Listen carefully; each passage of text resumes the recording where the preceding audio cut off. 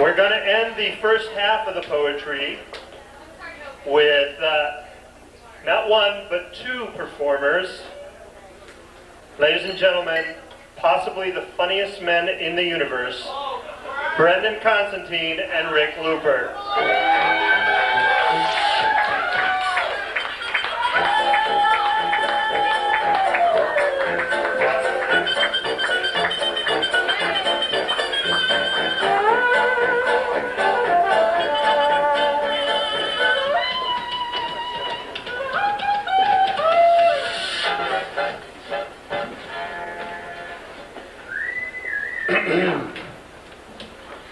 So it's going to be introduced as the funniest people because only disappointment can follow.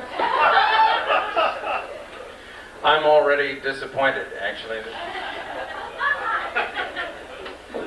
That's a funny line. When we were asked to do this, I don't really know what Jaimes is thinking when he invites us places, because he says things when he invites us like, "You guys are so funny, come be really funny again." And we don't know, like, how you do that. So, like, one time we wore costumes, and sort of caveman style, he was like, "Yes, funny, more costume." And this time around, he asked if we would bring back the costumes we wore last time, and we didn't really want to disappoint him, but we weren't fucking doing it. So, but to sort of acknowledge this represents the costumes that we wore last time. Where's your costume? There will be a costume change at some point.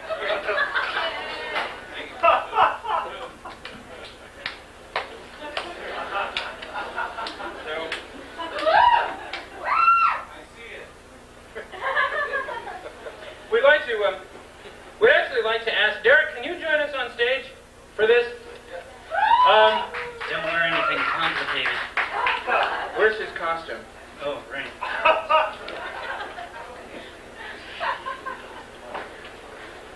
We can put you in the middle or something, stand right here. You'll be like right there. Okay. You have a costume? I see. I got the same.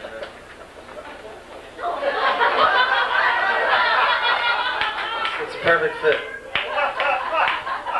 This time you'll survive the night. We actually discovered, I'm sorry to interrupt. No, I was just, you're doing a great job. Rick is going to, this is something we've never done before, because we only recently discovered the fascinating tradition in American letters. We're presenting a segment tonight known as Children's Letters to Derrick Brown.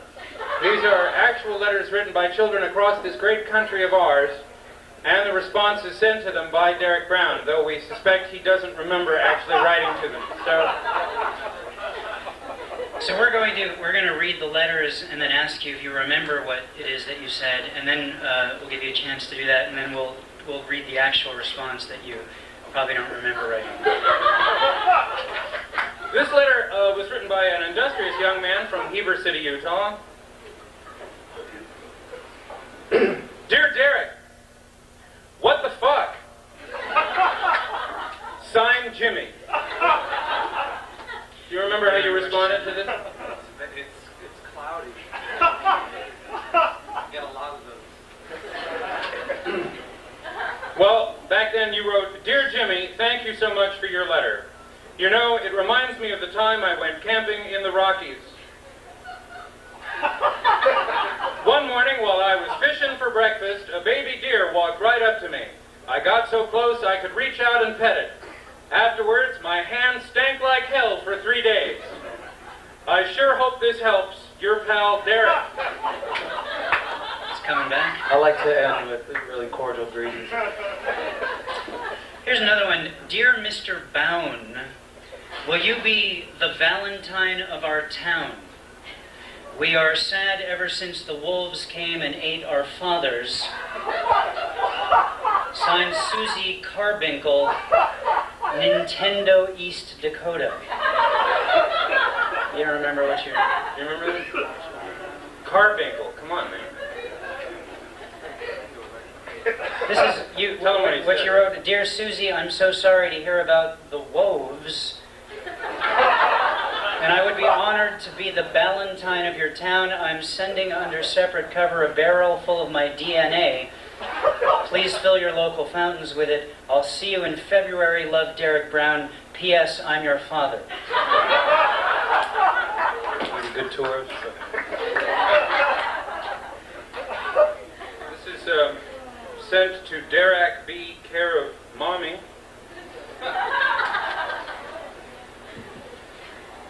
Dear Derrick, by Dave is Derrick also. I am 5 years old. I heard you was sick. Would you like some of my sandwich? I sent it to you.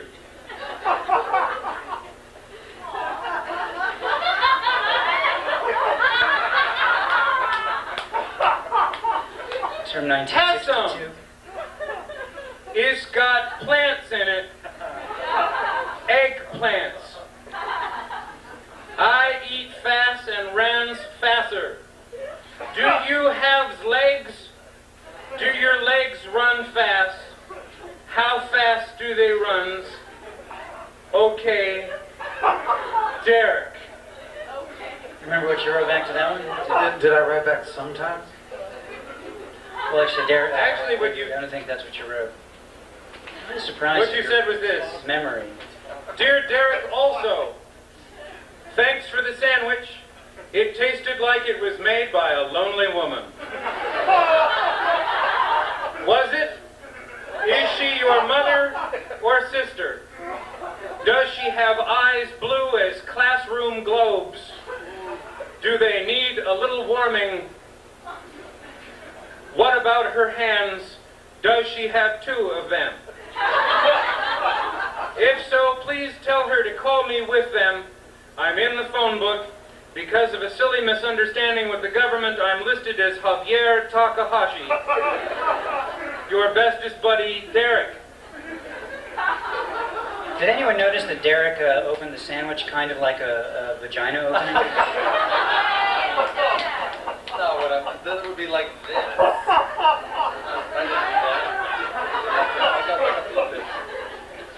We have 30 more letters. Here's one. Dear Derrick Brown, is it okay if I touch myself, especially on my nose and shoulders? I find the sensation more invigorating than science and chocolate. Love, Harry Poop. 7th grade, Touch Kill, Minnesota. P.S. Sorry about my handwriting. You remember that? Well, you wrote back, Dear Harry, it is okay if you touch yourself. Just make sure people are watching so there'll be no confusion as to what happened. I recommend videotaping the incidents and taking over YouTube with your adventures. Best, Derrick Brown. The original. That is my typing. This comes from a young lady living in Montana. Dear Derrick, my name is Sarah and I am blind. I first learned about your poetry last Christmas when my Uncle Cletus gave me your CD. I would love to actually read your work someday, but I don't think it has been translated into Broil. Excuse me, Braille. Are there any plans to do this? Also, don't you hate deaf people? I'm not bigoted or anything, I just don't think that they listen. Maybe they could all go live in those houses out by the airport that no one wants to live in because of the noise. I don't mean to offend, but they won't hear this letter anyway.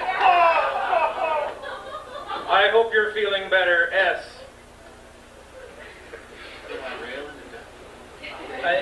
Did he rail in it? I don't have the original response to that one. Does it, I guess we'll You find don't out right remember? now. Dear Sarah, you sound like a very special little girl. I've been thinking about your letter for days now. I've never had much use for deaf people except as neighbors. But I can always use a friend with no eyes. So I'm going to give you a gift straight from Browntown. I'm gonna show you a sunset, little girl. That's right, it's easier than you might think. Have your Uncle Cletus buy you some orange sherbet. Next, tell him to heat it slightly for 30 seconds, and then put your hand in it. I'm sure whatever you see in your mind will be pretty close to the sky and my daydreams of you. By the way, is your mother a lonely woman? Does she have eyes like... Well, first of all, does she have eyes? How about hands? If so, please tell her to call me with them. I'm in the phone book because of a silly misunderstanding with the government. I'm listed as Javier Takahashi. It's a long story. Your friend, Derrick. There's one more letter that we have. Into Girls with Thumbs. Good, me too. Dear Derrick, No, these are the actual... You can see it's in the kid's handwriting. It's A lot of work. well, it's your fans. It's no work if they love you. That's true. Dear Derrick, I like the pictures of you on the Impernet, which I saw at Billy's house because my daddy says the Impernet is for Satanists and the French. Can you autograph me, Billy, Tenderfoot, Indiana? I think I did offer to autograph him. Well, this is what you said. You said, Dear Billy, the Impernet, which, by the way, I invented when I lived on a boat as part of a poem which I dedicated to the sea, the beautiful sea, is for Satanists, and we are coming to kill you. I've enclosed a picture of myself with a gun pointed at your sister as we paratroop off the Eiffel Tower. Viva la fromage, Derrick. That was a son of a bitch. Derrick Brown, ladies and gentlemen.